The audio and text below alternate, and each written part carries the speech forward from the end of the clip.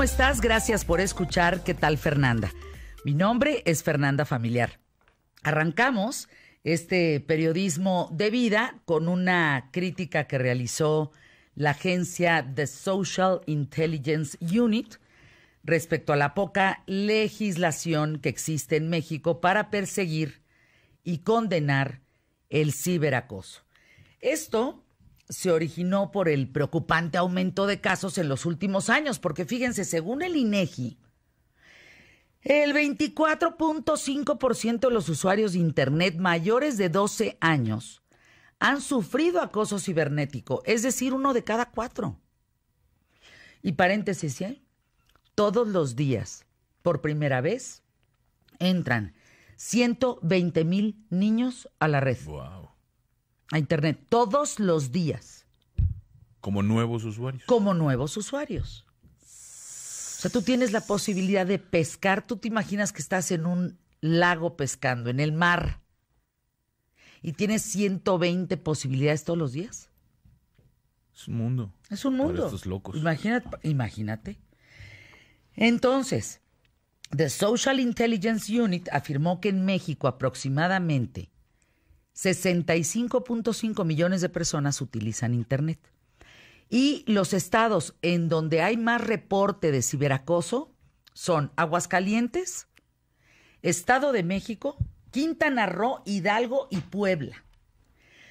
Por el contrario, las ciudades en donde menos reportes se presentan son Chihuahua, Jalisco, Sinaloa, Chiapas y la Ciudad de México.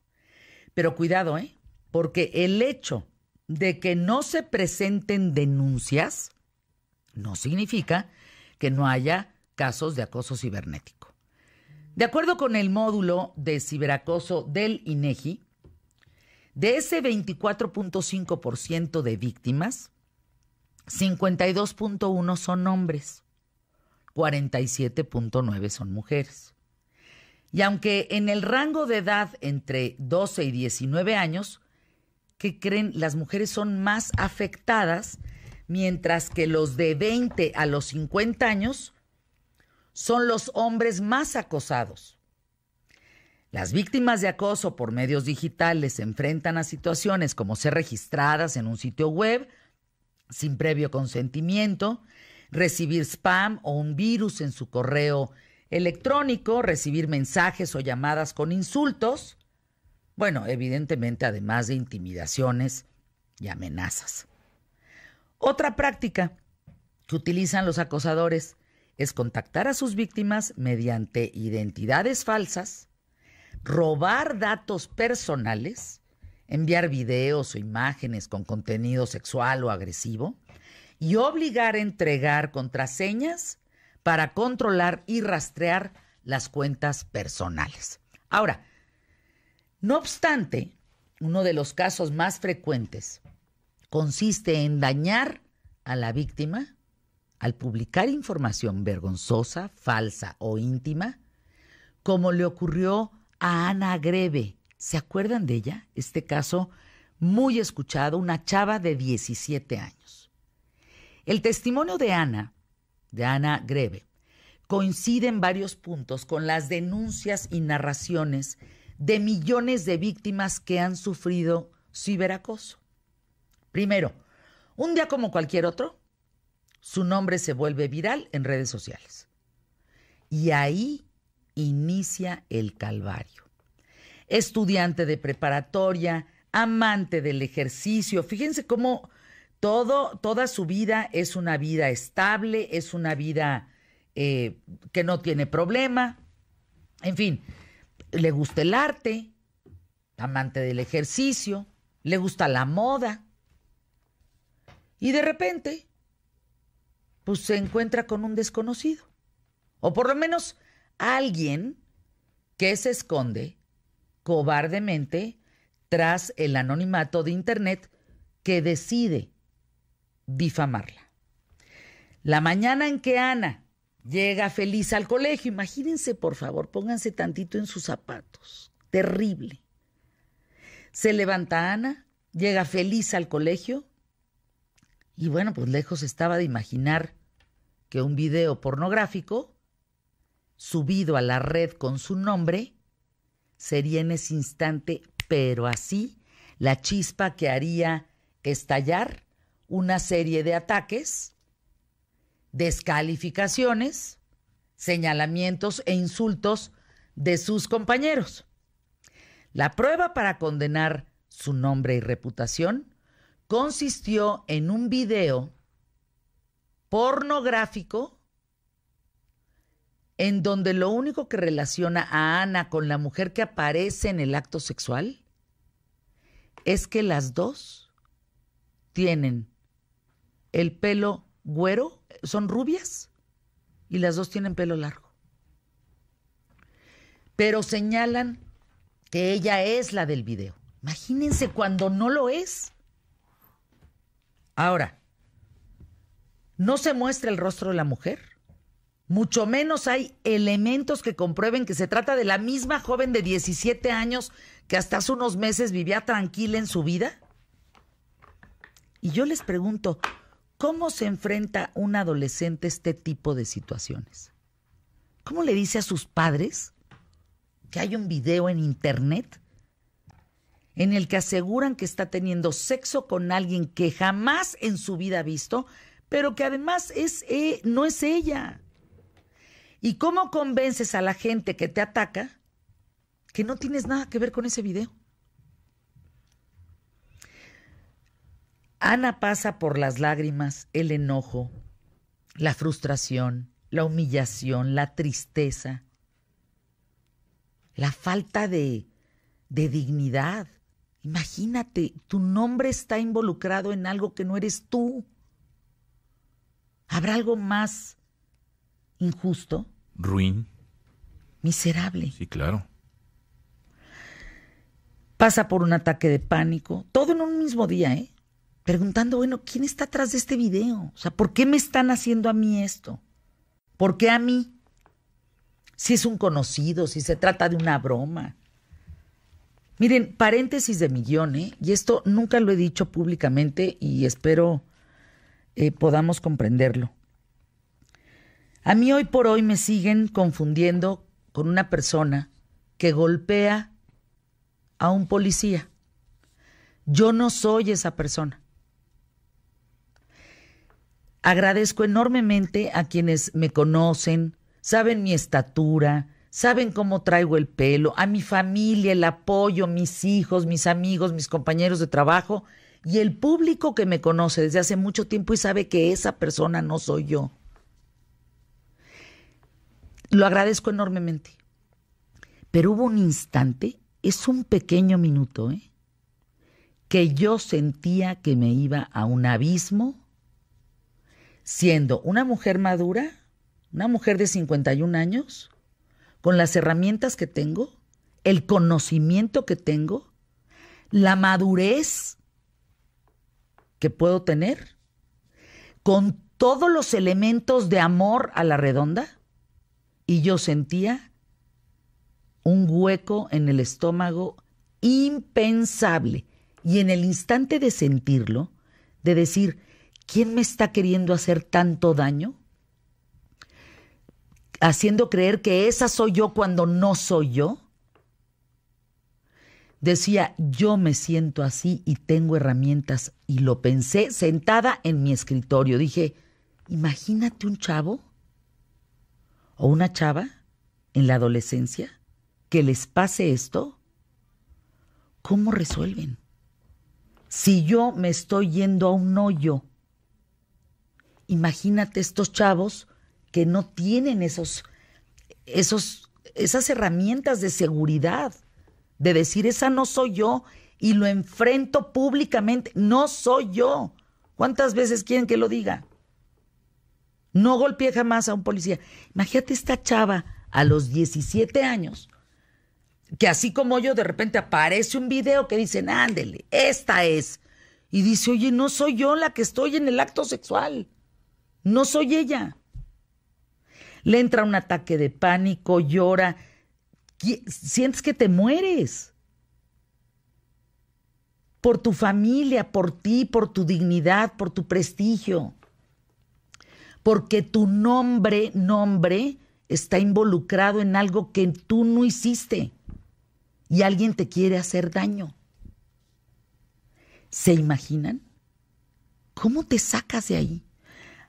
Ana, o sea, fíjense, muchas personas que hemos presentado el ciberacoso, hay trastornos, insisto, en mi caso porque de veras había herramientas, pero estas chavas y chavos presentan trastornos afectivos, de ansiedad, depresión, agresividad, suicidio, no es broma, es un problema de salud mental.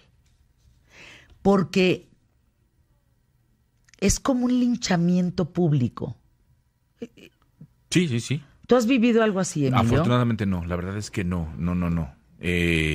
Sí conozco personas, algunas cercanas que han vivido este tipo de situaciones, pero lo que sí llama mucho la atención es la forma tan sádica que toman las personas alrededor para condenarlas. O sea, para condenarte en este caso, ¿no? Esas que me condenaron y esa persona que tiene nombre y apellido y que hoy tiene una denuncia por muchos millones de pesos, me llamó golpeadora de policías, me llamó alcohólica. Imagínense, un programa de 2 horas diario. Ustedes que conviven conmigo, pues ¿cómo vas a hacer un programa de 2 horas diarias, tomar 170 vuelos de avión, mantener a 2 hijos, ver toda una infraestructura de 140 familias que dependen de Fernanda Comunicaciones? ¿Alcohólica? No, bueno. Sí. ¿Cómo? Pero aquí el punto es ese, es cómo de una cosita, fíjate nada más, quieren hacer algo enorme, ¿no? Ahora, Ana, en el caso de Ana, ella contó con el apoyo incondicional de sus papás. La llevaron con un abogado penalista. Fue víctima de difamación, la difamaron. Este caso fue muy importante, cobró una relevancia en redes sociales porque también por ese mismo medio fue violentada. No se lo deseas a nadie, de verdad, ni a quien te lo provoca, ¿eh? Yo pensaba, ese que me hizo eso, yo puedo hacerle lo mismo. Por supuesto, tengo las mismas herramientas tecnológicas para hacerlo. Un hackeo, todos tenemos esas herramientas. Sería incapaz. Probablemente yo... No, qué horror. Yo creo que acepto esta parte en la que tú dices, o Fernanda, yo sería incapaz, pero yo creo que sí deberían de vivir una situación similar para que se den cuenta del daño que le provocan a otras personas. Esta niña escribió una carta, así como yo públicamente hablé aquí y dije, esto no es así. Esta niña escribió una carta que se publicó en internet, empezó a viralizarse la gente, porque luego se viraliza lo malo, pero cuando tú desmientes eso ya no se viraliza, eso ya no entretiene igual. Claro. Bueno, pues aquí, bendita gente, porque la apoyó y la ayudó, y resulta que su valor por alzar la voz hoy es una referencia para muchos jóvenes que han pasado por la misma circunstancia.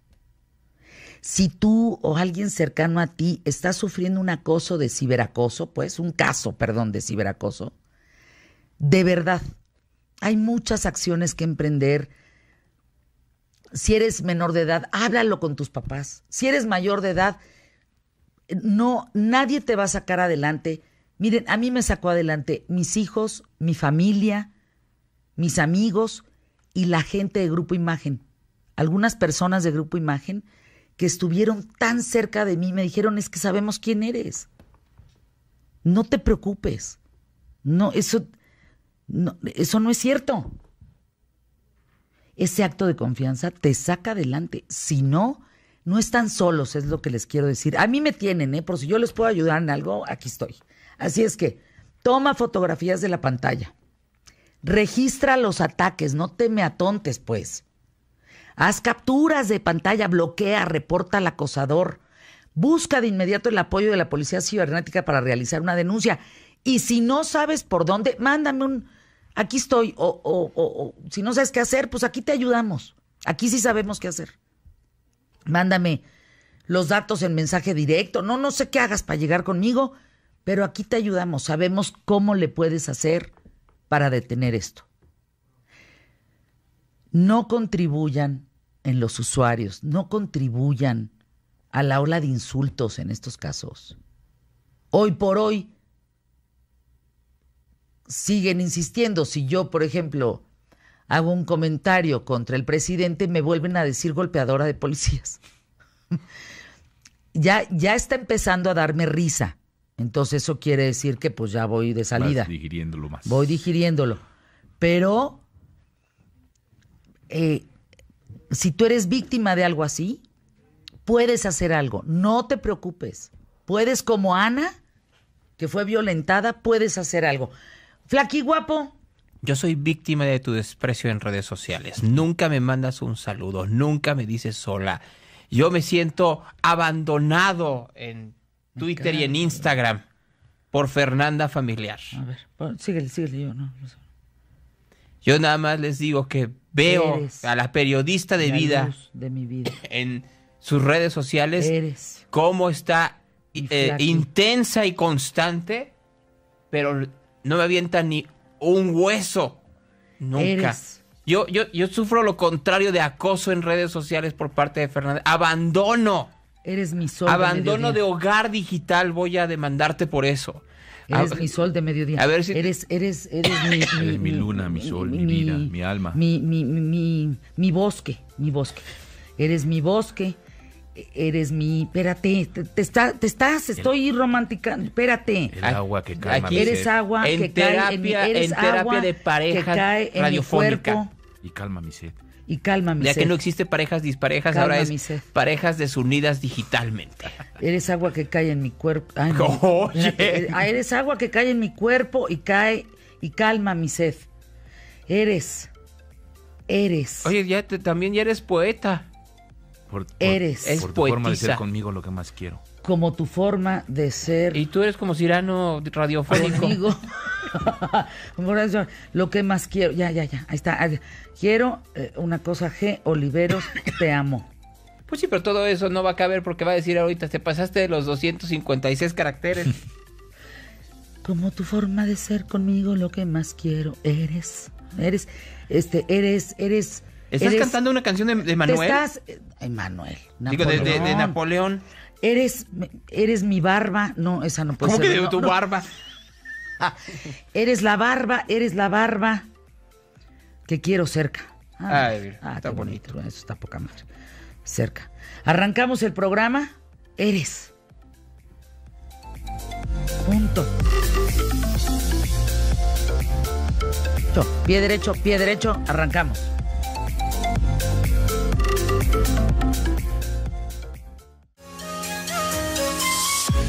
Continuamos aquí en ¿Qué tal, Fernanda? Mi nombre es Gonzalo Oliveros. Emilio, y a ti no te había saludado después de mi diatriba con Fernanda. Qué gusto saludarte. Ya que estábamos hablando obviamente, de redes sociales y vamos a hablar un poco más de ello en el siguiente segmento. Pero este fin de semana, fíjate que se dieron acontecimientos en la política norteamericana que tienen que ver con redes sociales y con comunicación. Y creo que podemos ligarlo también con lo que pasa en México. El viernes pasado, Robert Mueller, el fiscal designado para hacer una investigación sobre la posible colusión entre Donald Trump o la campaña de Donald Trump y el gobierno ruso para entorpecer o llevar a un resultado en las elecciones de 2016 y también para investigar la posible obstrucción de la justicia por parte de Trump en la época ya como presidente en contra de quienes estaban investigando esta colusión, pues dio sus comentarios, dio sus conclusiones, llevó sus documentos a la oficina del fiscal William Barr. Hay que recordar que Barr es muy cercano a Trump, ¿no? Sí, claro. Y pues hay que entenderlo. Es un gobierno que no busca una autonomía, busca sumisión. Y busca una sumisión de todo aquel que esté cercano en el aparato al presidente de los Estados Unidos. Desde el colaborador más inocuo, como puede ser un vocero, hasta los más importantes, como puede ser la vicepresidencia, o puede ser el secretario de Estado, como el señor Pompeo, o puede ser efectivamente el fiscal. Recuerden ustedes que durante mucho tiempo el fiscal fue Jeff Sessions, luego pusieron a un señor llamado Whitaker que estuvo encargado de despacho, y ya hace unas cuantas semanas William Barr comenzó a actuar ya como fiscal en los Estados Unidos.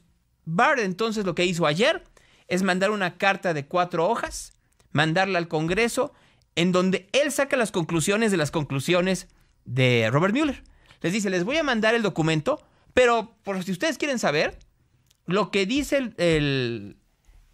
las conclusiones de Mueller es que no hubo tal colusión o no se puede probar. Sí, no hay pruebas contundentes para No hay poderlo usar. pruebas contundentes de que Donald Trump y su campaña estuvieron coludidos con el gobierno ruso. Eso pese a la investigación con Paul Manafort. Eso pese a la investigación de Michael Cohen. Eso pese a la investigación de los agentes rusos. Eso pese a la investigación sobre esa reunión en la Torre Trump. Pese a todo, no se puede concluir que hubo tal colusión. Y por el otro lado, tampoco se puede acusar, pero tampoco exonerar al señor Trump de obstrucción de la justicia. ¿Por qué? Por una razón muy sencilla. Si uno no existe o no se pudo comprobar, pues tampoco se puede comprobar el otro. Claro. O sea, si no hay crimen, ¿qué es lo que va a esconder el señor Trump? Nada. Entonces, ¿qué hizo Donald Trump el día de ayer? Mandar un tuit que dijera, no hubo colusión, no hubo obstrucción, quedamos exonerados, tengan un gran día, hagamos a los Estados Unidos grandes de nueva cuenta. Te traduzco lo que pasó el día de ayer, Emilio. Uh-huh. Ganó la reelección. Prácticamente. A ver, Donald Trump llegó a la presidencia norteamericana a partir de un discurso que era muy cercano a sectores de la población desprotegidos en los Estados Unidos. Sectores que no han sentido una mejora económica sustancial como podría ser en las costas. Recuerden ustedes que la Unión Americana se divide en cuanto a nivel socioeconómico y también de valores entre las costas, que están muy industrializadas, muy urbanizadas, tienen muchos servicios, tienen un ingreso per cápita elevado, tienen también un pensamiento mucho más avanzado en cuanto a igualdad y a derechos, que lo que pasa en el centro del país. En el centro del país, en donde es una economía primordialmente más agrícola, en donde los valores son mucho más conservadores, en donde se ha visto que era una zona de manufactura y de producción que se ha atrasado tanto culturalmente como industrialmente a partir de factores que tienen que ver con la salida de capitales a otras partes del mundo para hacer esas manufacturas en países donde la mano de obra sea mucho más barata, y esto ha afectado a estos habitantes, a estos norteamericanos, que dicen, me quedé sin trabajo, o mi hijo se quedó sin trabajo y sin posibilidades de estudiar algo mucho mejor y sin algún tipo de probabilidad de superar los ingresos que tengo yo hoy en día, porque se fueron las compañías o porque han ganado los puestos extranjeros, rusos, asiáticos, latinoamericanos, específicamente centroamericanos y mexicanos. No estamos de acuerdo. Entonces Trump dice, la economía está mal bajo estas condiciones. Está mal porque el gobierno ha distraído una cantidad considerable de sus ingresos en programas que no ayudan al norteamericano, sino que ayudan a otras minorías, como son los migrantes, específicamente los planes de salud. Los planes de salud tendrían que ser para ayudar al norteamericano trabajador. Ustedes trabajan mucho y reciben muy poco porque el dinero se está filtrando, se está yendo hacia otro lugar. Sí, Yo claro. lo voy a cambiar. Gana con ese discurso, y los medios de comunicación, con investigaciones que hacen ellos mismos, dicen, aguas, porque pareciera que sí hay una colusión entre la campaña de Trump y Rusia. Comienza esta investigación y durante 22 meses los medios de comunicación se han acercado mucho más a la culpabilidad que a la neutralidad. No sé si me doy a entender esto. Si hay un sesgo, o sea, si yo estoy reportando lo que está sucediendo con Donald Trump y de pronto en mi sesgo yo estoy diciendo, bueno, Donald Trump cuyo jefe de campaña ha sido acusado de estar coludido con Rusia, ya le estoy dando el sesgo de que efectivamente Trump podría tener un nexo con el gobierno ruso. Lo que sucedió el día de ayer fue: los medios están equivocados. Los medios que han difundido noticias falsas, como lo ha dicho una y otra vez Donald Trump, quedaron en evidencia. ¿Cómo vas a lograr ahora restituir la confianza y la credibilidad de tu medio si durante 22 meses dijiste: este señor estuvo confabulado con Rusia? O lo diste a entender a la opinión pública. Y prácticamente estás ya como medio de comunicación desacreditado ante lo que viene. Y a eso agrégale lo que sigue. La economía norteamericana a hoy no está mal. No quiere decir con esto que no se pueda descomponer en los próximos 12 meses. Pero si no se descompone en los próximos 12 meses, si efectivamente el plan fiscal de Trump continúa en funciones por lo menos durante año y medio más, que es lo que mucha gente espera, si no hay un procedimiento recesivo de la economía norteamericana, el cual puede ser que se dé, pero también puede ser que no. Eso ya se los explicará Rodrigo Pacheco con mayor vehemencia, porque se ha debilitado el dólar por algunos síntomas que hay en la economía norteamericana, pero no es algo que se vea que vaya a durar mucho tiempo. Si no sucede eso, pues estos votantes van a decir: me mintieron los medios y el Partido Demócrata, y además la economía va bien. Pareciera que efectivamente los medios están protegiendo a sectores de empresarios norteamericanos que prefieren ganancias para ellos, aunque Trump también quiera eso, a cambio de favores. Pero a ver, en esta parte que tú dices de la economía de los Estados Unidos que va bien, a mí me parece que hay factores externos que le están pegando mucho a la economía estadounidense, más las decisiones de Donald Trump, pero que Donald Trump se está escudando en lo que está sucediendo. O sea, lo malo que nos está pasando en la economía en Estados Unidos, dice Trump, es lo que está pasando en el exterior, no lo que yo estoy haciendo. ¿No es así? No, porque, a ver, Trump ha hecho medidas que logran que para la clase media norteamericana sí tenga más dinero en el bolsillo por lo pronto. O sea, hay un plan fiscal en donde las empresas pueden dar dividendos a sus, así sean $1,000, $100. Si ustedes reciben entre 2,000 y 20,000 pesos más porque no los tenían anteriormente, vas a decir: yo creo en ese señor. Yo creo en él, que me está dando un dinero que no tenía anteriormente, y porque además redujeron los impuestos. Cosa que nosotros querríamos, que bajaran los impuestos para que entonces los empresarios pudieran invertir más, y entonces esa inversión pudiera caer hacia las otras capas de la economía. Es la manera en la cual trata de hacerse el neoliberalismo, que siempre falla. ¿Por qué? Porque por lo general las ganancias no se reparten entre los más bajos, sino que se quedan en las capas altas. Claro. ¿No? Es lo que alega hoy en día la presidencia de López Obrador. Trump dice lo contrario. Él dice: yo sí creo que puede permear el bienestar de las clases altas hacia las clases medias y hacia las clases bajas. Por lo pronto, en estos últimos meses, lo ha logrado a través de dividendos que han dado estas empresas a sus trabajadores. Falta ver que se extienda este tipo de beneficios hasta el 2020 o hasta el 2024. Si por algún momento no se siguen dando este tipo de beneficios por parte de las empresas a los empleados, habrá un problema. Pero hoy Trump continúa con un discurso que es muy convincente: dejar fuera a los migrantes, defender el país contra ataques terroristas o contra enemigos, poder mejorar la economía de las clases medias y, por supuesto, enarbolar un discurso de orgullo norteamericano. Pues, ¿qué mejor para un país que es conservador, quiérase o no? Los norteamericanos tienen un pensamiento conservador, como también los mexicanos. Tienes toda la razón. Pues sí.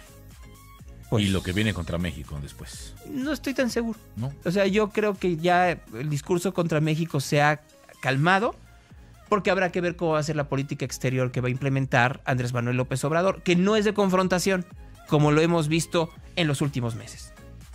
Bien, bueno, vamos a un corte y regresamos. Tenemos más aquí en ¿Qué tal, Fernanda? No se vayan, volvemos después de la pausa.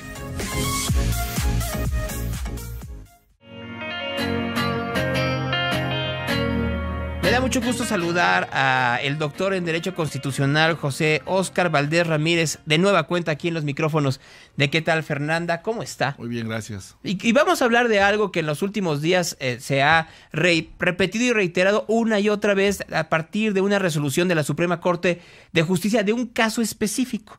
Vamos a hablar sobre esta polémica sobre los servidores públicos que no deberían Así es. bloquear en sus twitters a ciudadanos que los siguen. Primero entremos, pues, ¿qué fue lo que dijo la Suprema Corte y para quién en específico? Mira, hay una, he estado escuchando que dicen que es para todo servidor público. No, recordemos una cosa, tenemos una ley que se llama la Ley Otero. ¿Qué significa esto? Que solamente la sentencia beneficia a quien presentó la demanda de amparo. Si bien es cierto que se reforma la ley de amparo, en el 231 se habla de le llaman DGI, que es una acción de constitucionalidad que hace la Corte, que fue la única que ha tenido, fue el 14 de febrero del 2019, en materia de telecomunicaciones, donde se hablaba de que se iba a multar a las empresas con el 3% de lo que obtuvieran por ingresos. Declaró la Corte que era inconstitucionalidad, y ahí vienen los famosos DGI, Declaración General de Inconstitucionalidad, y es la primera que se da, pero no es en materia tributaria. Es un amparo contra leyes. En este caso no fue un amparo contra leyes, es un amparo indirecto, donde lo único que dice la Corte fue lo siguiente: metió un amparo un periodista pues en contra de Jorge Winkler. Jorge Winkler pide que, como es un caso relevante, se va a la revisión y le pide a la Suprema Corte que haga la facultad de atracción. La Suprema Corte hace la facultad de atracción y la segunda sala dictamina que fue un acto de autoridad el que hizo Jorge Winkler y que en este momento debería desbloquearlo. ¿Por qué? Porque el artículo 6 es el acceso a la información, solamente en cuanto al periodista. Porque en redes he visto muchos que se quejan de Noroña y de que todo el mundo los bloquea. Sí, de San Juana, de Gerardo Fernández Noroña, de Genaro Villamil, entre algunos cuantos, ¿no? Que son los que hacen esto. Bueno, pues lamento decirles que no, o sea, ellos no están en esa obligación, aunque también es muy importante lo que dictaminó la Suprema Corte, porque habla de autoridad, actos de autoridad. Si nos vamos al artículo 108 constitucional, te habla que los actos de autoridad también son los diputados, los congresistas también son autoridades. Entonces, en teoría, cualquier gente podría poder ampararse contra Noroña, contra cualquier autoridad, y en esos momentos desbloquearlos. Pero es muy importante eso, porque mucha gente, de hecho, había una discusión con el diputado Fernández Noroña de desbloquéame, no voy a decir las palabras con las cuales se lo decían, porque además viene otra parte de la sentencia. No, la sentencia es individual, es directa hacia el caso de este periodista, hacia Jorge Winkler, que podría causar precedente y entonces que se crearan otras 5 sentencias al respecto y crear jurisprudencia, pero no es el caso al momento. No, por el momento no. O sea, y eso se tendría que legislar, se tendría que ingresar en el artículo 6 de la Constitución que las autoridades no pueden bloquear. Y de esa manera pues ya es para todos, ¿no? Pero hay una reforma en la Cámara de Diputados, la ley antimemes, que podemos también, que ahí está durmiendo el sueño de los justos, en donde están pidiendo que se regularicen las redes sociales. Lo cual es terrible. Que se legislen. Urge legislar, hashtag urge legislar. Porque el problema que tenemos es una cosa, hay mucha gente que sí lo utiliza pues para preguntar, para hacer cosas interesantes, pero otras, si lo ves, es para agredir, para mentar madres, para decir cosas.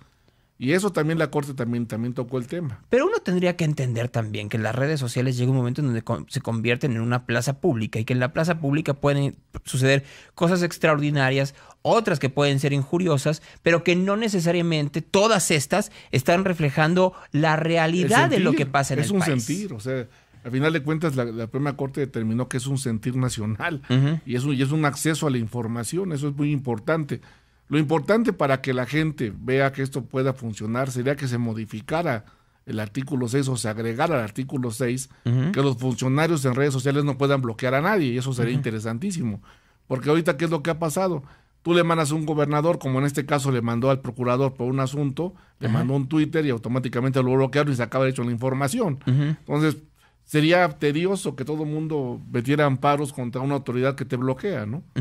Ahora, hay una parte importante de esta sentencia, doctor, es que sí hay ciertas restricciones para ella, que una de ellas es injuria. Si en este caso el periodista, en lugar de pedir cierta información al fiscal Winkler, le hubiera dicho un insulto o un ataque personal, el funcionario público puede bloquear automáticamente. Sí, o sea, si es palabras altisonantes o denigras automáticamente, pues hubiese ganado el amparo. El periodista simplemente estaba haciendo su trabajo, lo estaba cuestionando por algunas cuestiones del Estado de Veracruz de seguridad y pues vino el bloqueo, ¿no? Pero acá lo importante que es un buen precedente, sí es un buen precedente. Recordemos también, en Estados Unidos allá fue diferente, se dio contra Trump, que había a varios periodistas, también los había bloqueado y había ordenado un juez federal que automáticamente los volviera otra vez a desbloquear, ¿no? Aquí lo importante que sería, yo creo que aquí lo importante sería que se legislara en la Constitución que los funcionarios no pueden bloquear a ningún ciudadano. Porque mucha gente también, pues que es el único acceso que tienes a la autoridad. Ahora viene una pregunta. ¿Hasta dónde tu Twitter es tu Twitter? ¿Hasta dónde tu red social es tu red social? Hay funcionarios públicos que de hecho hacen una diferenciación como cuenta oficial de el gobernador de tal estado o cuenta personal en donde de hecho también lo pueden hacer gente común y corriente, empresarios, artistas, que tienen como esa diferenciación de esta es mi cuenta con la cual yo me comunico con el público y esta es más para otro tipo de asuntos que no necesariamente tienen que ver con mi actividad profesional. La mayoría de autoridades, si tú eres una autoridad, la que sea, automáticamente Twitter te da la palomita azul, que es la verificación, sin ningún problema te la entregan, Te dan 8 horas para entregártela. O sea, los normales sí le van a batallar para que de hecho, ya no las están dando para gente normal. Creo que funcionarios públicos sí la confirman, pero para gente común y corriente, incluyendo medios de comunicación y periodistas, no está pasando eso. Entonces, ¿qué es lo que pasa? Mucha gente lo que estaba haciendo es que tienen cuentas privadas. O sea, no puedes acceder a ellas abiertamente. De esa manera se hace una diferenciación de lo que es una cuenta particular donde nada más tienes a tus amigos y donde únicamente es pública, ¿no? Aquí lo importante que fue, Jorge Winkler alegó eso en el amparo, en la revisión. Él alegaba que era una cuenta privada, que no una cuenta del Estado, pero como está manejando información de la Fiscalía, dijo, no, a ver, pues esa cuenta, al final lo que estás haciendo como autoridad, estás dando información de cosas de la Fiscalía. O sea, si un funcionario público, por ejemplo, hablando no de Gerardo Fernández Noroña, porque es un caso peculiar, ¿no? Pero, por ejemplo, San Juana Martínez, que hoy en día es directora de Notimex, durante muchísimo tiempo ha utilizado su cuenta para tratar diversos temas y para dar a conocer sus artículos. La semana pasada la nombraron directora de Notimex, ¿no? Fue ratificada por el Senado. Si San Juana dice, a partir de hoy, esta cuenta le pongo un candado. Sí, se lo puede hacer. Y abro una nueva cuenta, sí. Y entonces en esta es en donde van las cuestiones de Notimex, está en todo su derecho de hacerlo. Sí, porque al final de cuentas mucha gente lo que hace es que pone arriba el cargo que tienen y en ese momento pues autoridad. Si tú pones cuenta personal como lo está haciendo San Juana, no pasa nada, pero si ya pones, por ejemplo, directora de Notimex o pones director de radio y televisión, pues ya automáticamente eres autoridad. Aunque publiquen su cuenta cuestiones que tengan que ver con Notimex. Si publica cuestiones de Notimex, en ese momento ya está frente a la corte, es cuenta entonces abierta. Pero si no ponen nada en esa cuenta. Si no ponen nada de esa cuenta y es personal, no pasa nada, es personal. Si lo ponen San Juana directora, por darles un ejemplo, así como la cuenta de San Juana es San Juana MTZ. Si lo ponen San Juana directora y pone ahí todo lo de Notimex, esa es directa. Automáticamente. Y ahí es donde no puede bloquear a nadie. Si ella automáticamente en su cuenta personal habla de una actividad que está haciendo profesional, del Estado, en favor del Estado o en contra del Estado, es cuenta pública. Y en ese momento no puedes bloquear a nadie. Déjenme ir a una pausa para seguir con el doctor José Óscar Valdés, porque hay otro tema que creo que también es importante, porque a partir de esta discusión vino otra que de hecho se ha extendido durante las últimas horas, que tiene que ver con, bueno, eso es en cuanto a políticos. ¿Qué sucede en cuanto a comunicadores? ¿Qué sucede en cuanto a empresarios? ¿Qué sucede en dónde sí y en dónde no? ¿De acuerdo? Eso después de esto.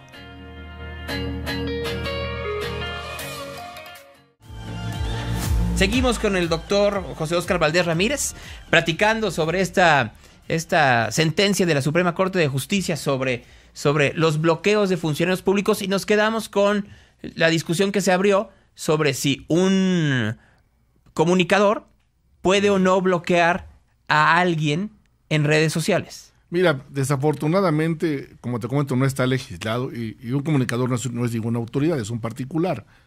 Ni siquiera sería motivo de amparo porque no son autoridades. Y en ese momento el amparo te lo van a sobreseer de inmediato. Va a ser muy difícil. A ver, ¿qué sucede? Porque, por ejemplo, y saco la pregunta por una declaración que hizo hoy Alejandro Encinas, que es subsecretario de Gobernación. Hablaban sobre estos mecanismos de protección a periodistas. Entonces él hablaba que se tiene que hablar con medios de comunicación y específicamente con radio y televisión porque son concesiones públicas. Sí. Utilizando el pretexto de concesión pública, ¿se podría llegar a lo mismo? Tendrías que, en dado caso, hacerlo como acto de autoridad contra la empresa y la compañía y mandar como tercero interesado a Segov, que es la que autoriza la concesión. Y vamos a ver si procede. Recordemos que ya hubo un precedente en el caso de Carmen Aristegui, recuerda, Sí. que se amparó por contratos de autoridad y pues nomás dijeron que no, con todo y que el otro señor era concesionario, dijo la Corte que no. Entonces ya hay un precedente donde no fue tomado en cuenta que a pesar de tener una concesión pública hiciera un acto de autoridad. O sea, y hay un precedente ahí negativo, habría que buscar otro. Ahora, no sé si era con el mismo artículo. Creo que en el caso de Carmen Aristegui tenía que ver más bien con el contrato mercantil. Sí, pero lo que ella alegaba era que era una autoridad porque era una concesión, que lo mismo que estás comentando. Es una autoridad porque tiene una concesión. Y determinó la Corte que no.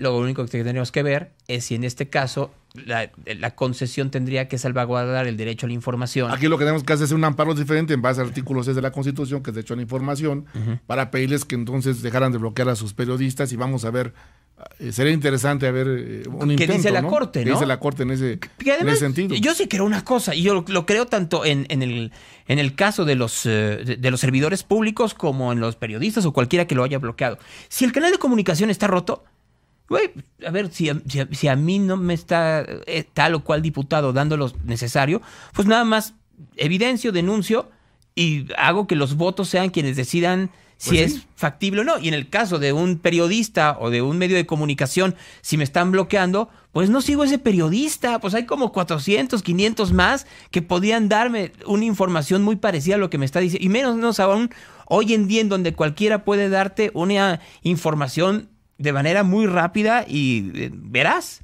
Yo creo que aquí lo importante es, primero que nada, sería interesante ver el presidente de la Suprema Corte, a ver, ojalá que alguien se ampare contra un comunicador, a ver qué es lo que pasaría, ¿no? Pero lo que sí es de por la vez que por qué se queda el amparo, yo creo que como autoridad estás obligado a escuchar.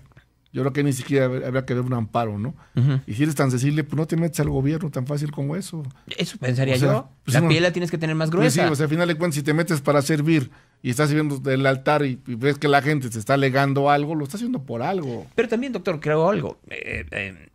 Hay veces, y nos pasa en los casos que hemos dicho el día de hoy, que muchos, parte de su approach, parte de su carisma, parte de su empatía con un sector de la población que votó por ellos, es eso, ser beligerante. Y dentro de ser beligerante es cortar canales de comunicación con quien ellos, a partir de sus redes y su discurso, catalogan como enemigos o lejanos a su visión del mundo. Mira, hay una cosa muy importante, que yo creo que esto sí es lo interesante en las redes sociales. Que al final de cuentas ves un latido del pueblo, ves cómo estamos todos divididos. Yo me acuerdo bien cuando Cuadri sacó un Twitter que decía que si quitaras Oaxaca, Guerrero, y El Chiapas, país sería primer mundo, sería ¿no? diferente. Pero te das cuenta que mucha gente lo agradó, pero mucha gente también lo defendió. O sea, ahí te das cuenta cómo estamos como país dividido. O sea, se hizo hasta un estudio y casi la mitad estaban a favor Pero no y la siempre- mitad en contra. Dígame una cosa, doctor, no siempre ha pasado esto. Lo que pasa es que las redes sociales lo evidencian. O sea, yo creo que este país y cualquiera ha tenido esas divisiones. Los Estados Unidos tenían las divisiones entre demócratas y republicanos desde hace muchísimo tiempo. Esa que platicaba hace rato con Emilio de las costas tienen un gran desarrollo y la parte media sufren económicamente y socialmente hablando. Lo mismo sucede en Inglaterra, lo puede suceder en Francia y no digamos en otros países como Alemania. Lo que termina pasando es que las redes lo vuelven muy evidente, pero además lo vuelven evidente en los microcosmos que también nos desarrollamos, ¿no? Bueno, también algo bien importante, estaba viendo un Twitter que dicen que tener seguidores en Twitter es como lo dieron del monopolio, ¿no? No te sirve para nada, pero lo que sí es interesante es que hay gente que lleva el Twitter o las redes sociales más allá porque sí se dan agarrones tremendos y salen mal, ¿eh? Me tocó ver una discusión, me tocó ver dos funcionarios de que les prohibieron a los dos cancelar su cuenta, la autoridad se los pidió porque salieron a golpes con un juez, se empezaron a decir cosas en el Twitter con un magistrado Ah, por supuesto. y se empezaron a requintear y llegaron hasta los golpes, o sea, y no se conocían. Se lo toman muy personal. Es que volvemos a algo que también sucede en redes sociales. O sea, cuando uno escribe algo en una red social, no se sabe el tono. Sí, sí. Y no se sabe la expresión. O sea, yo con ustedes estoy platicando en este momento y nos están viendo a través de el canal de Imagen Radio, pero la gente que nos esté escuchando puede ser que se imagine pues qué tipo de expresiones no verbales estoy haciendo con mi cuerpo. Ahora imagínense lo que puede estar pasando a través de una red social. Lo que escribes, o sea, yo creo que aquí lo importante, te digo, está en la Cámara de Diputados ya hay una legislación para legislar las redes sociales. ¿En qué sentido? En que van a pedir que se verifiquen los usuarios, pero también hay una cosa, ellos lo que desean los diputados es llevar esto a una reparación del daño. O sea que si vas a subir algo, un artículo, sea responsable de lo que vas a decir. Eso termina por atentar con el artículo... Con el artículo 6 prácticamente, el derecho a la información, pero ahí está la ley, la presentaron en el trienio pasado, espero que no la vayan a descongelar ahora. Pero sí sería un problema porque yo me he dado cuenta que mucha gente sí ven las redes, creo que sí ven las redes, sobre todo cuando hay una alerta ámbar o gente que solicita algo, pues inmediatamente le hace un retweet y le llegan muchas personas. Pero hay información lamentablemente pues que nada más son insultos. Yo creo que hay que diferenciar entre muchas cosas que pasan en las redes, ¿no? Aquello que es una información útil para la toma de decisiones, aquello que se convierte en denuncias o en alertas tanto para las autoridades como para la opinión pública, y aquello que se convierte en injurias o que también pueden ser ataques o infamias. Se dan las tres. Y entonces lo que tiene que hacer uno como usuario de redes sociales es tener como la fibrilla necesaria para saber hasta dónde es cierto y en qué momento se está ejerciendo la libertad que se tiene en las redes sociales para tratar de destruir a una persona y el hígado que tenga esta persona para interactuar en redes sociales y su trayectoria. Yo creo que, mira, pasó algo muy importante. Está bien un estudio, me tocó ver la ley cuando se presentó en la Cámara para legislar las redes sociales. Y yo lo que les pedía a los diputados era que abrieran con una comunidad de youtubers y de tuiteros para que ellos también pudieran expresarse, porque no se vale que hagas una ley del lado de la autoridad, ¿no? Sino también que veas del otro lado del mostrador, que es lo importante. Y además abrirlo mucho más, porque miren, si en los medios de comunicación, doctor, hay una variedad enorme, o sea, hay gente que escucha esta estación de radio, pero que muy probablemente esté escuchando también escuche una estación grupera o escuche una estación popera o la que tenemos aquí al lado, RMX. Imagínense ustedes en redes sociales, en donde el universo es mucho más amplio, ¿no? O sea, podríamos estar pensando, sí, en Sin Censura y El Chapucero, y podríamos estar pensando en estos nuevos youtuberos que tienen mucho éxito, pero al mismo tiempo está Yuya y están los polinesios y está mucha más gente que llegan a otros sectores de la población y que a partir de lo que pueden estar siendo afectados los del Círculo Rojo, terminen por ser afectados aquellos tuiteros o youtuberos que le están llegando al Círculo Verde, que de hecho es mucho más amplio. No, inclusive te acuerdas la ley anti-memes. Claro. Bueno, la ley anti-memes estaba para ver Facebook y combatir Twitter, pues le dijeron por Instagram y eso no está legislado. Entonces, claro, porque además viene esa. O sea, le dieron la vuelta. Entonces, hay un joven genial que se llama Memelas de Orizaba, que por supuesto sacaba todo. Entonces, ¿qué fue lo que pasó? Sacó el Face, el Twitter, y dijo, no, pues mejor por Instagram. Y ha sido un hitazo en Instagram. Porque además van cambiando los públicos. O sea, de pronto el político piensa en su universo a partir de lo que tiene en sus redes sociales o en el gadget que tiene a su alrededor. Entonces, como de pronto Twitter ve que puede interactuar a través de insultos o de ideas, entonces quiere irse para allá. O Facebook ve que tiene una gran audiencia a partir de su votante promedio, entonces va hacia allá. Sin embargo, pues hoy, hace 2 años es Snapchat, ahora es Instagram, y no sabemos qué es lo que va a utilizar la gente en 2 años más, ¿no? Pero yo creo que lo importante sería que esa legislación, porque sí la van a pasar, sería interesante que se abriera a la población en general, para que hubiera una discusión sana de ver qué sí y qué no. Porque, por ejemplo, hoy por hoy, como está la ley, pues primero te van a pedir que te identifiques por completo y les decía, ok, está perfecto. ¿Y cómo sabemos? Hay mucha gente que sube todo a redes sociales, ¿no? Sus casas, sus carros, o sea, sus nombres. Imagínate que verifiques tu usuario. Ahorita como están las cosas, sacan tu nombre por otro lado y te van a dar un susto. O sea, sí es delicado también. Y la gente debe tener cuidado en ese sentido en subir cosas personales a las redes sociales. Hay policía cibernética, por ejemplo. Si hay una situación o algo, pues inmediatamente no te esperes, avísales a la policía cibernética, porque para eso están, ¿eh? Sí, claro. Y son eficientes, claro, muy eficientes. Entonces ellos automáticamente dan con la IP, de la gente que te está tosigando, que te está molestando, pero mucha gente no lo sabe. Y un mercado muy importante pues son nuestros jóvenes. Así es, o sea, también hay que considerar eso. No todo lo que se lee en las redes es real, Sí. y por eso hay canales tradicionales en los cuales uno tendría que rechecar la información. Doctor, le agradezco Muchísimas enormemente. gracias. Te agradezco muchas gracias. Ahí está el doctor José Óscar Valdés Ramírez, doctor en Derecho Constitucional, otra vez aquí en ¿Qué tal, Fernanda? Vamos a una pausa y continuamos aquí en QTF a través de Imagen Radio.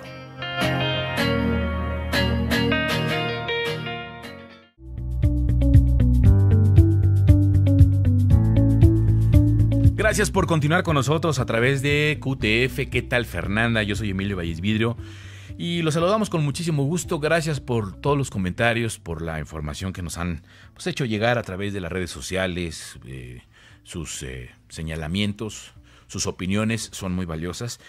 Y bueno, vamos a continuar. El día de hoy, este lunes 25 de marzo, vamos a platicar ahora con Said Bhadwan.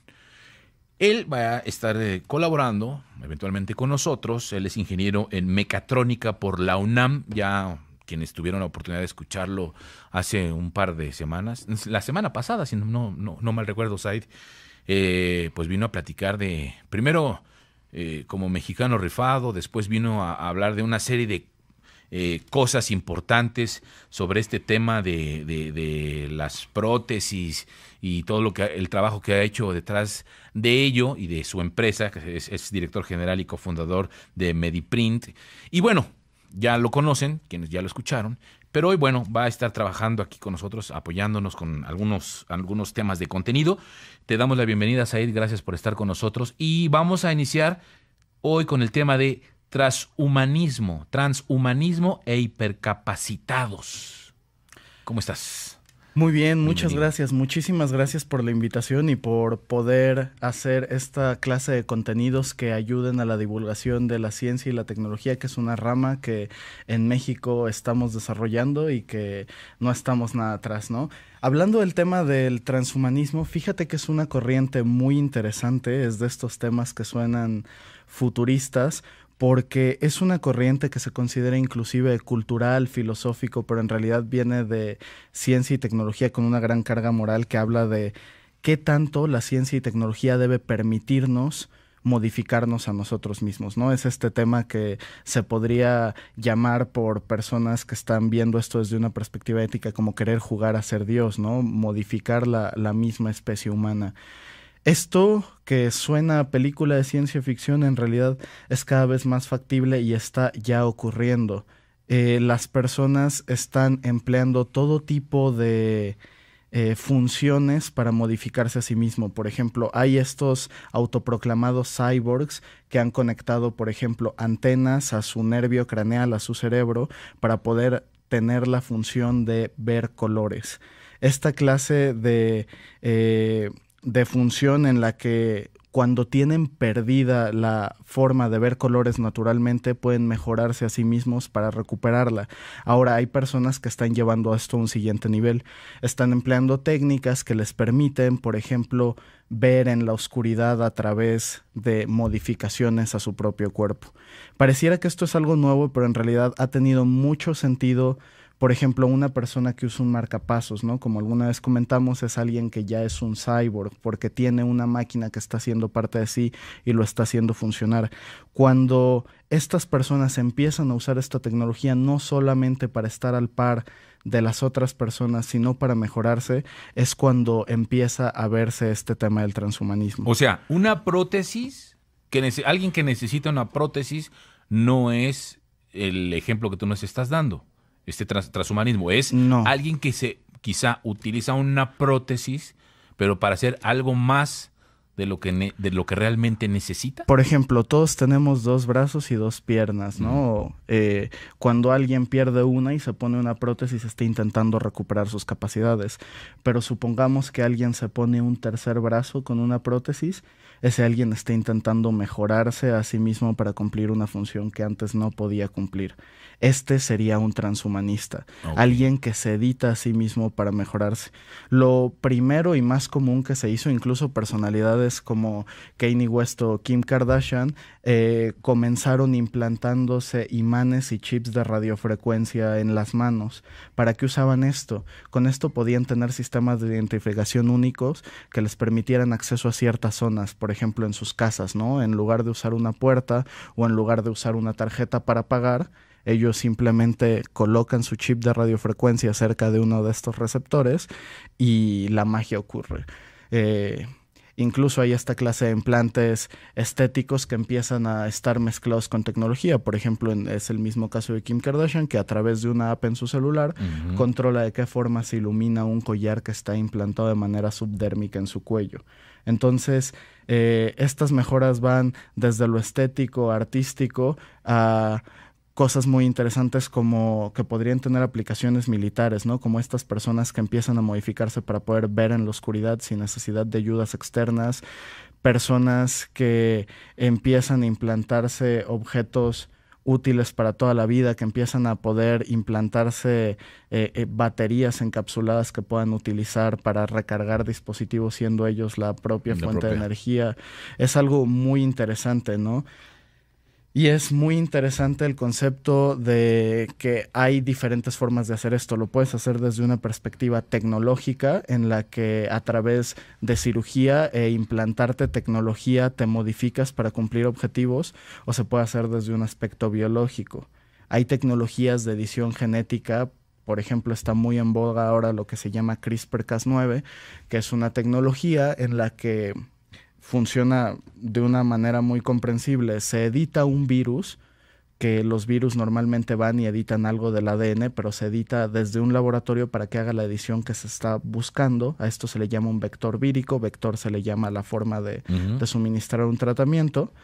Y edita cierta genética. Por ejemplo, una persona viva como tú, no sé, ¿te gustaría tener los ojos verdes, azules, cafés, negros? Se edita un virus en el laboratorio que enciende y apaga los switches génicos de tu ADN que controlan el color de tus ojos. Si tú, una persona viva, empiezas a tomar estos tratamientos y puedes eventualmente editar el color de tus ojos. ¿Cómo ¿no? crees? O sea, ¿te los puedes cambiar en el momento que tú quieras ya sin pupilentes? Exactamente. Estas técnicas todavía están muy en etapas que están siendo determinado cómo se van a regular. O sea, que es justo la parte ética detrás de esto. Vale la pena que esto pase porque así como se pueden editar esta clase de características, se pueden editar muchas otras. Por ejemplo, ha sido algo de interés bastante grande por la comunidad científica últimamente que en China, usando esta técnica, hay un investigador que editó un par de bebés para que nacieran siendo inmunes al VIH. Esto, al menos en mi opinión personal, suena maravilloso, porque si todos los bebés que empezasen a nacer se editaran de esta manera, el VIH simplemente desaparecería y sería algo de lo que ya no nos preocuparíamos como humanidad. Pero surgieron cuestionamientos éticos porque los mismos switches génicos que encendió y apagó, en teoría con este fin, también están asociados a la inteligencia. Y en teoría este investigador creó 2 superbebés que cuando crezcan son gemelos que van a ser súper inteligentes. Entonces es interesante cómo estas personas van a tener una ventaja de cierta manera, podríamos llamar injusta, sobre el resto de las personas, ¿no? Imagínate que tú editas a alguien, nace siendo súper inteligente, súper fuerte, inmune a enfermedades. Y más aún, ¿quién va a tener acceso a esta clase de tratamientos en una primera etapa, ¿no? Claro. Los hijos de personas de muchísimo dinero, etcétera.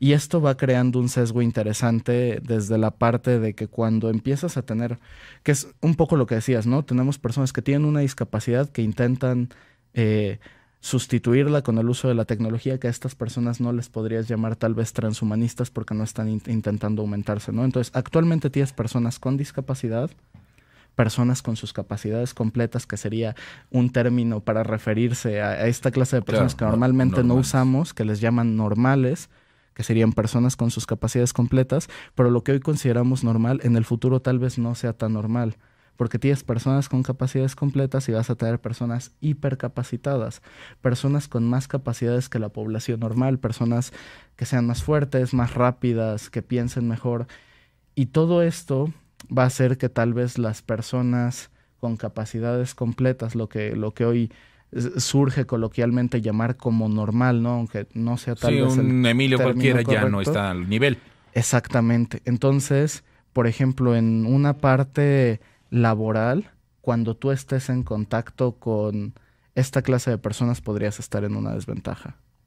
Híjole, suena como a capítulo de Black Mirror, de ese tipo de sensación en la que efectivamente a lo que te refieres es que al final de cuentas habrá en mejora de la ciencia y de la humanidad grandes avances, pero qué miedo, porque finalmente se podría generar una brecha en la cual habría personas de primera y personas de segunda, y que haya más allá de personas de tercera, ¿no? Y entonces este concepto lo menciona Aldous Huxley en el libro de Un Mundo Feliz, donde habla de los alfas, betas y gamas. Es esta clase de futuros que pensamos distópicos e improbables, pero que curiosamente la humanidad nos está llevando a eso, ¿no? Es más o menos lo mismo que buscaba hacer Black Mirror con estos capítulos en los que habla de futuros que pensamos lejanos o imposibles y muchas cosas se están cumpliendo, ¿no? Como lo que ocurre en China con las cámaras y el score social. En uno de los capítulos de Black Mirror esto ya es algo muy real. Muchas de estas cosas están pasando y pues yo le preguntaría a la audiencia su opinión respecto a estos temas, y a ti, Emilio, si tú te gustaría bioaumentarte, ser transhumanista, y qué te gustaría Híjole, no, contar. ya ser así como el grado superhéroe, ¿no? O sea, porque además, finalmente, sí, creo que también sí es un poco en tema de... Mira, a lo mejor, como tú dices, el tema del VIH, o de algún virus o cáncer o lo que sea, yo creo que eso no lo discutiría, pero más allá de por ejemplo, del tema de los ojos, como tú mencionabas, más allá de una ética, me parece una cuestión también de una cuestión legal. Imagínate de un asesino serial o de una persona que de determinado momento pueda tener esta capacidad camaleónica de cambiarse y prácticamente ya no lo identificas. O sea, lo que podría llevar, y muchas otras cosas más, ¿no? Pero si yo me hiciera algo, yo creo que lo único que pediría sería... ¿Qué? Cabello. Me haría cabello. No, pero la verdad es que no. Creo que esa es parte de la benevolencia y la grandeza de ser humanos. Pues de morir y ser y crecer y así como somos, ¿no? Pues tengo buenísimas noticias para ti, porque ha sido uno de los primeros temas que han tocado los transhumanistas, y en realidad implantes capilares que se vuelven endógenos y que tu cabello sigue funcionando como nuevo después de estos trasplantes es algo que ya existe y que ya está disponible, que se puede hacer, y los transhumanistas les ha buscado de toda esta clase de temas, desde temas, como te digo, muy estéticos hasta temas sexuales, ¿no? Que se modifican para tener ciertas diferencias respecto a sus pares, etcétera. Es algo muy curioso, creo que es algo que debería de controlarse, como dices, para evitar que la ciencia se use para el mal, que es algo que desafortunadamente ocurre mucho. Cuando se habla de transhumanismo, las primeras aplicaciones normalmente son militares, pero creo que también pueden usarse para el bien. Entonces, yo en lo personal me encantaría modificarme. Yo creo que en unos años voy a tener un tercer brazo, pero ¿En serio? ya el tiempo Bueno, lo sí, dirá. No, Yo estoy muy seguro de que lo voy a tener. Eso, gracias Said, gracias, bienvenido Said Bhadwan, ingeniero en mecatrónica por la UNAM, va a estar con nosotros colaborando todos los lunes aquí en ¿Qué tal, Fernanda? A las 12 del día. Y si nos puedes dar tus datos, dónde pueden localizar, dónde pueden escribir. Claro que sí, si alguien quiere colaborar con nosotros, puede buscarnos en la página de Facebook de Mediprint. Estamos en facebook.com/Mediprint México, y pueden buscarnos a través de la página de Concepto 3D, www.concepto3d.mx. ¿Y tu Twitter? El Twitter es Z-Badwan. Z-bajo. Z-B de bueno, A de Antonio, D de dedo, W de Wilfrido, A de Antonio, N de nariz. Bhadwan. Bien, gracias Said, muchas gracias y nuevamente Gracias a ti, bienvenido. Nosotros vamos a una pausa, regresamos con Andrés Oppenheimer y su comentario después del corte. No te vayas.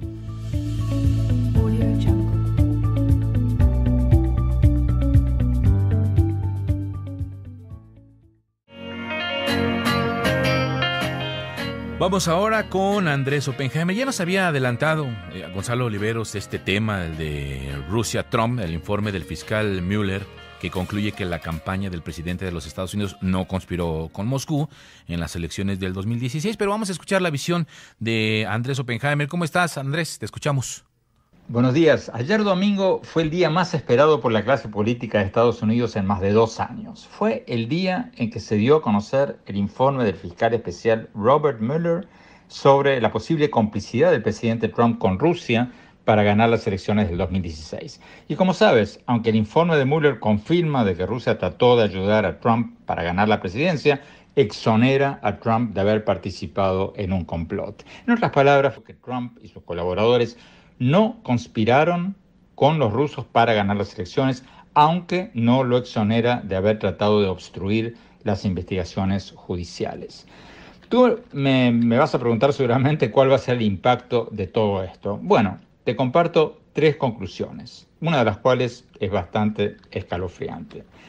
La primera reflexión, Fernanda, es que esta película todavía no terminó, porque los demócratas en el Congreso, o sea, la oposición, tiene muchísimas preguntas que el fiscal especial no ha respondido y que va a investigar ahora el Congreso. Porque no hay que olvidar que lo que se dio a conocer ayer es un resumen del informe final de Mueller, del fiscal especial, que él entregó al fiscal general de la Nación. Y el fiscal general de la Nación lo dio a conocer al Congreso y así nos enteramos. Pero, Fernanda, hay que tener en cuenta que el fiscal general, Barr, fue nombrado por Trump. Y antes de ser nombrado, había elogiado a Trump y había dicho palabras más, palabras menos, que Trump era inocente y que no había conspirado con Rusia. En otras palabras, ya tenía una opinión sesgada a favor de Trump antes de ser nombrado. De manera que ahora, Fernanda, los demócratas van a querer ver el informe completo de Mueller para ver si lo que se dio a conocer, lo que dio a conocer el fiscal general de la Nación, no fue una versión muy benévola del contenido del informe de Mueller. La segunda reflexión es que los problemas no se acaban para Trump. Porque aunque el fiscal especial no le encontró culpable de conspirar con Rusia para ganar las elecciones, encontró otras cosas en el camino. Por ejemplo, sobre los negocios de la organización Trump, sobre sus pagos por debajo de la mesa a Stormy Daniels y a otra señorita a la que le habría pagado por debajo de la mesa tras haber tenido relaciones con ellas, y varios otros posibles actos ilegales. Y lo que hizo Mueller, Fernanda, lo que hizo el fiscal especial, fue traspasar estas investigaciones a otras fiscalías. O sea, el fiscal especial dijo: a mí me contrataron para investigar el tema de Rusia, todo esto que encontré en el camino se lo paso a otros fiscales. De manera que ahora siguen habiendo más de una docena de investigaciones a los negocios de Trump que siguen su curso, independientemente de la investigación sobre los lazos de la campaña con Rusia que acaba de terminar. Y finalmente, Fernanda, la tercera reflexión que quiero compartir contigo es que a pesar de todo esto, el veredicto del fiscal especial Robert Mueller ha sido una buena noticia para Trump, que muy probablemente lo va a envalentonar en su campaña para ser reelecto el año que viene. Ayer, en sus declaraciones, Trump dijo que fue totalmente exonerado por el fiscal especial, lo que no sabemos si es de todo cierto, porque Trump, como todos sabemos, exagera muchísimo, pero Trump ya instaló esta narrativa y probablemente así va a quedar. Trump dio a entender que todo esto le va a dar munición para decir que él tenía razón en todo, que era una víctima de un sistema judicial corrupto, que él es el salvador de la patria, que probó tener razón. Y es muy probable que ahora va a arremeter contra sus críticos con más fuerza que nunca. Y los partidarios de Trump probablemente lo verán así y lo van a apoyar con tanto o más entusiasmo que antes. Para México, esto puede significar que Trump ahora podría sentirse más confiado, más libre para arremeter con más fuerza contra los indocumentados, para exigir con más determinación su muro en la frontera, y para declarar a los cárteles de drogas mexicanos como organizaciones terroristas, lo que ya dijo que estaba pensando hacer, algo que le daría mucho más flexibilidad a las agencias de inteligencia de Estados Unidos para convertir a los cárteles, pero que podría traer problemas bilaterales si estas agencias de seguridad de Estados Unidos se meten en territorio mexicano o mandan drones, como ocurrió, por ejemplo, en Afganistán. De manera que, en resumen, a corto plazo, me temo que vamos a ver un Trump más agrandado que nunca. O sea, a corto plazo, agarrémonos fuerte. Hasta la próxima. Gracias Andrés Oppenheimer por su colaboración. Y bueno, vamos a hacer una pausa, no sin antes invitarlos a que, si tienen alguna duda, algún comentario, a través de las redes sociales, a través de el Twitter nos pueden escribir, nos pueden pues hacer el favor de escribirnos a través de @vallesvi, con Armando también, que si quieren le pueden hacer sus comentarios. Armando es el que escribe el periodismo de vida, así que si tienen alguna queja, algún comentario de el periodismo de vida, de no, está mal, no me gusta, que le escriban a Armando, ¿no? O que nos den opciones también, ¿no? De periodismos, de temas, algo así. Sí me pueden escribir a Carlos-Armando82. Y a través de el correo, programa que tal Fernanda @gmail.com, programa que tal Fernanda @gmail.com. También es igual, ahí es donde pues, recibimos las propuestas de los mexicanos rifados también, de los temas, de el tipo de entrevistas que de repente quieren o se pueden proponer o quieran escuchar, porque bueno, finalmente la intención es precisamente concretar los contenidos, concretar el programa, y bueno, la invitación para que nos escriban, ¿no? Así es, Emilio. ¿Todo bien? Todo bien, perfecto. ¿Buen fin de semana o no? Sí, ¿fuiste al teatro? Fui al teatro a ver la de Sabina. Ves que la semana pasada estuvo con nosotros platicando sobre la obra. Me quedé tan impresionado. Yo no conozco la obra de Fernando Pessoa, pero esta manera en que Sabina habla de todas las personalidades que pudieron influir en su... y no diría yo que en su trabajo, porque precisamente él los creó, ¿no? O sea, no son referencias reales sus personajes, pero que luego estas referencias se vuelvan parte de ti en una como tipo de esquizofrenia. Está muy interesante la obra, está muy divertida. Sí tiene ese tono característico de Sabina. Y me dio muchísimo gusto que vi el teatro lleno. Yo fui el domingo, ayer. Y pues la gente muy divertida, sobre todo con temas que a lo mejor, como en mi caso, pues no eres muy cercano a ciertos autores, ¿no? O sea, claro. A mí jamás se me hubiera cruzado por la mente una obra de Fernando Pessoa, no más que leer sus libros. Pero cuando lo ves en el escenario y con esta manera de escribir de Sabina, que aparte rompe la cuarta pared, y ves tantas personas ahí. Moisés Arizmendi está increíble en el personaje de Fernando. Y no nada más él, porque, o sea, todos sus personajes que lo acompañan también, o sea, son divertidísimos. Yo creo que es una muy buena recomendación. Va a estar en corta temporada para que la vayan a ver en el Teatro Helénico, en Revolución 1500. Viernes, sábados y domingos. Es que ya, prácticamente Sabina Berman ya es garantía de tener un muy buen texto. Exacto, una muy buena obra. Ella la dirige, entonces al final de cuentas es garantía de que tengas una muy buena experiencia. Pero además de que sea un contenido inteligente, ¿no? Porque puede haber comedias muy burdas, puede haber farsas, ¿no? O sea, estamos plagados, yo creo que en la cartelera en este momento de obras muy fáciles. De hecho, la semana pasada yo te comenté, estuve a punto de ir a ver una que no voy a mencionar, nada más por el hecho de entretenerme, pero dije, no, o sea, el ritual de ir al teatro yo creo que tiene que tener más que únicamente ir a carcajearte, ¿no? Que te deje un poquito más de contenido. Y Sabina lo ha logrado. Y me dio también mucho gusto ver que dentro del complejo del Centro Cultural Helénico, en la Gruta también están reestrenando Testosterona, que también es una obra de ella. Es muy padre sobre todo tener una dramaturga mexicana actual, ¿no? Y que no sea esta costumbre de rendirles el reconocimiento que se merecen hasta que ya están muertos, hasta que se mueren, ¿no? Sí, claro. Y sobre todo que ella es una de las plumas contemporáneas de ese teatro que es el que se hace en el mundo, ¿no? Así que pues, es una gran oportunidad que tengamos esta nueva obra de Sabina en cartelera.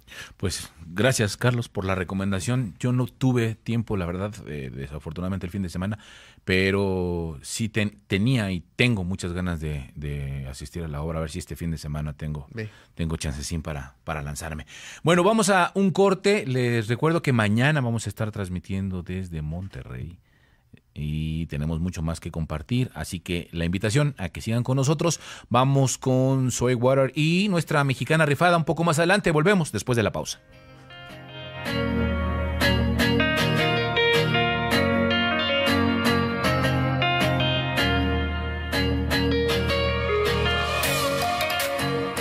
QTF.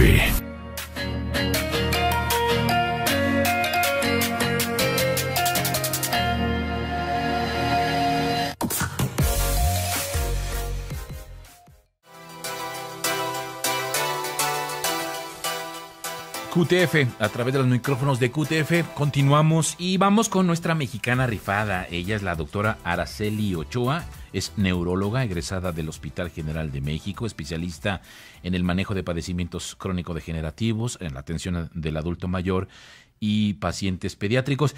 Y resulta que la doctora fue nombrada como la mejor valorada por la firma Doctoralia Awards México en 2018 y por eso es una mexicana rifada y por eso está aquí y por eso le doy las gracias, doctora, que esté con nosotros como mexicana rifada. Gracias y bueno, pues, ¿qué se siente ser la mexicana rifada? Da mucho gusto. Sí, de plano. Sí, evidentemente muchísimo gusto. ¿Qué es lo que más le gusta? ¿Qué es lo que más disfruta? ¿Qué es lo que más le apasiona? O sea, el asunto de la neurología y meterse con el cerebro y meterse con esto de ese mundo, bueno, es un mundo fascinante. Es fascinante y sobre todo son temas inacabables. Hay muchos padecimientos todavía que no tienen cura, desafortunadamente, que llegamos a diagnosticar, que podemos controlar bien al paciente, pero aún no llegamos al punto de la curación. ¿Y cómo nace esta idea, doctora? Primero, pues de ser doctora, porque de alguna manera, cuando uno hablamos con los pequeñines, de, es que yo quiero ser doctor, pero bueno, ya especializarse en un tema de neurología en el cerebro, me imagino que es un paso o una decisión muy importante en la vida y muy difícil de tomar. Sí, evidentemente, sí. La pasión por la medicina a lo mejor suena trillado, pero desde la infancia no había otra carrera, solamente era esa. No había más opciones. Ya una vez que estás en el ámbito hospitalario, te vas decidiendo qué es lo que más te agrada. Ser un médico clínico, como lo somos los neurólogos, o ser un médico quirúrgico, como también hay muchos y excelentes médicos quirúrgicos, y yo me encaminé hacia la neurología. Es apasionante, es interesante, es clínica, es decir, es mucho de explorar al paciente, de preguntarle, y desde la primera consulta saber qué tiene, qué le pasa y cómo lo puedes ayudar. ¿Y en la primera consulta sí se puede determinar siempre qué se tiene o algo así? ¿Cómo es el proceso? ¿Cómo es el proceso? Preguntarle. Soy muy a veces, como les digo a los pacientes, muy acuciosa para preguntar y si no me queda claro, pregunto y repregunto hasta que no me queden dudas. ¿Cuándo empezó? ¿Cuánto tiempo tiene de evolución? Todos los síntomas iniciales que pudo haber tenido, aunque los consideren poco relevantes. ¿Cómo ha ido paso a paso hasta el momento que yo lo veo en la consulta? Después lo exploro, dependiendo del enfoque que ya me dio al interrogatorio, pero aún así hacemos una exploración neurológica completa y posterior a ello platico con ellos, que generalmente no llegan solos, llegan con alguno de sus familiares o varios de sus familiares en ocasiones, y platicamos sobre cuál es mi impresión clínica, yo qué pienso con la información que ya me aportaron y sobre eso qué exámenes posiblemente voy a requerir para confirmar lo que ya estoy pensando. Ahora, me imagino que en esta cuestión de la neurología, ¿cómo andamos en nuestro país? Finalmente, algo de lo que yo recuerdo mucho es que cuando era niño es prácticamente, ¿tienes algún problema neurológico? Es vete a Houston, ¿no? Sí. Ahora no, sí, ahora ya es totalmente diferente. Ahora ya es, llegar a Houston era de, sí, es que soy el doctor y el doctor era mexicano. Entonces, ¿cómo ha evolucionado en este sentido? Ha evolucionado porque existen grandes centros hospitalarios públicos, como Hospital General de México, de donde soy egresada y amo el hospital, el Instituto Nacional de Neurología, el Instituto Nacional de Nutrición, Centro Médico Nacional Siglo XXI, Centro Médico Nacional La Raza, el 20 de noviembre del ISSSTE. Tienen grandes médicos especialistas, de ahí nos formamos la mayoría de los que estamos en la práctica privada y cuentan no tan solo con la gente para hacer diagnósticos, sino también ya el material tecnológico para poder apoyar y hacer el diagnóstico y arrancarse con el tratamiento que el paciente requiera. Yo creo que en este momento México en particular ya no necesita que nadie se vaya fuera del país para hacer diagnósticos precisos, y menos los neurológicos, no. ¿Cuál ha sido su mayor satisfacción en todo esto? En este ir y venir en cuanto al desarrollo, a la investigación, al trabajo neurológico. La mayor satisfacción personal es que el paciente te diga que lo ayudaste, que fuiste asertiva con el diagnóstico, que lo apoyaste y que siempre estás allí para ayudarlo. Aunque no vaya de forma presencial a la consulta, al menos yo así lo suelo manejar, muchos compañeros no, pero yo en particular sí. Sí, muchos pacientes por algún motivo, tengo pacientes de lejos, algunos desde Canadá han venido a la consulta nada más. Y con la misma se han regresado en el avión y me van mensajeando horas o días después de su llegada nuevamente a su casa, ahora sí. Me dicen, pues todo muy bien, con lo que usted me dio fue suficiente. Entonces, mucho del apoyo neurológico es clínico. Evidentemente la tecnología nos sirve. Claro. Nos sirve para afianzar lo que tú ya habías pensado que tiene, para corroborar lo que habías pensado inicialmente que tiene. Pero la medicina sobre todo debe ser siempre, a pesar del momento actual, clínica, para que podamos ayudar al paciente. Doctora, ¿y su postura en estos momentos donde se está abriendo al mercado pues tratamientos con CBD, por ejemplo, esta sustancia de la marihuana, para pacientes con neuropatías, en el caso específico de diabetes, claro, que los medicamentos suelen ser en algunos casos muy agresivos y no tan funcionales? ¿Cuál es su postura? ¿Cuál es mi postura? En neurología y en medicina en general existe una escala y una guía para el manejo de los pacientes con dolor neuropático como los pacientes con diabetes. Vas viendo qué fármacos vas a iniciar. Pruebas escala 1, te vas con la 2, te vas con la 3. Evidentemente hay pacientes que el manejo ya casi lo tienen en su totalidad, ya les han dado de todo y la situación no ha mejorado. Muchas veces hacemos combinaciones de fármacos, algunos antiepilépticos que tienen efecto para manejar esta clase de dolor, algunos fármacos antidepresivos que te mejoran el efecto analgésico de los antiepilépticos, algunos fármacos derivados de la morfina que potencian el efecto. Pocos casos, al menos yo hablo de mi consulta en lo particular, hasta el momento no he manejado a ningún paciente con derivados de la marihuana, ninguno, ni a nivel epilepsia, ni a nivel dolor. No hemos tenido la necesidad de recurrir hasta ahí. Creo que lo más que he recurrido ha sido a combinar antidepresivos, algunos ansiolíticos, algunos fármacos comunes para el manejo del dolor, como paracetamol o tramadol, y algunos otros antiepilépticos que me potencian el efecto analgésico. No estoy en contra. Creo que es una muy excelente opción, buenísima opción. Sin embargo, no todos los pacientes de inicio se les debe de dar esa posibilidad. Claro. Tenemos que ir paso a paso evaluando la evolución del paciente para ver cuál de verdad es indispensable y ya es quizás el siguiente paso, iniciar con los derivados de la marihuana. Pero todo con médicos que lo estén vigilando, no tan solo el neurólogo, médicos especialistas en dolor como los anestesiólogos, hacen esa subespecialidad, algología o medicina del dolor, que también son muy diestros para manejar esta clase de padecimientos. ¿Y no hay alguna preocupación por parte de ustedes que estamos a un par de meses, ¿no?, de que se empiecen a distribuir estos, pues no sé si llamarlos medicamentos o paliativos, fármacos en las farmacias? ¿No hay alguna preocupación, como surgió en su momento con los antibióticos y la automedicación, de que los pacientes recurran de primera instancia a estos fármacos y entonces se salten la supervisión médica? Preocupación. Las farmacias, yo considero así, y así lo debe estar manejando COFEPRIS y Secretaría de Salud, no administrar o no vender el fármaco sin una receta que lo avale, que lo ampare y que esté plenamente justificado. Evidentemente yo entiendo el dolor es algo subjetivo.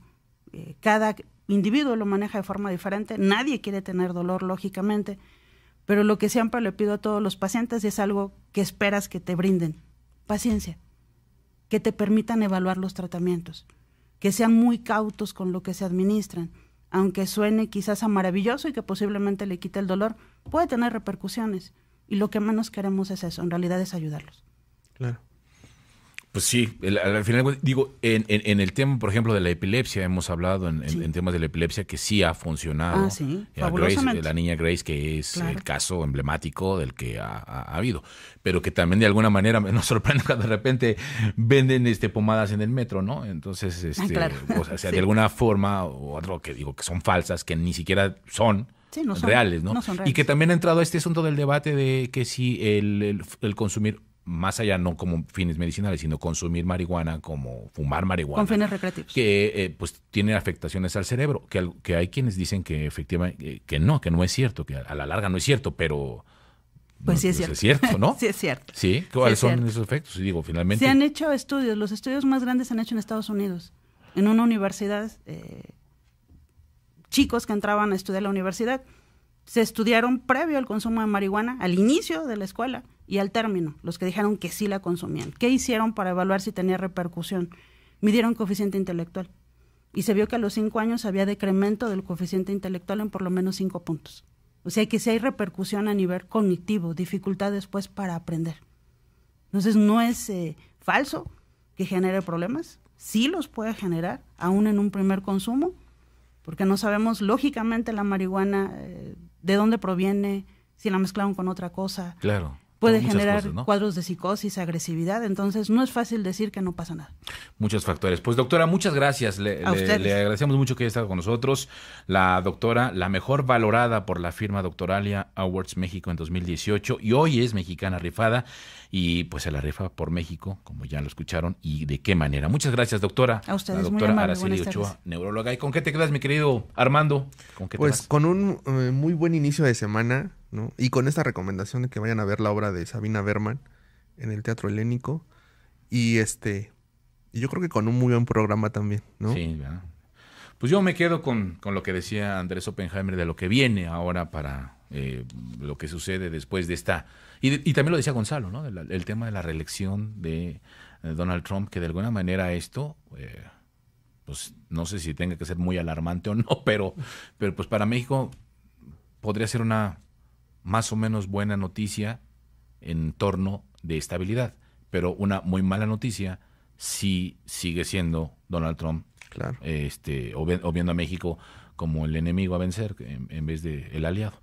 Pero bueno, eso ya está de cada quien. Gracias a todos ustedes en nombre de la titular de este espacio, Fernanda Familiar. Yo soy Emilio Valles Vidrio. Gracias a Carlos Armando Rodríguez, a Avid Gutiérrez, a Vanessa Iturbide, a toda la gente que hace posible este espacio. Gracias. Hasta mañana en punto de la hora. Aquí nos escuchamos. Pásenla bien. Buena tarde. Buen provecho.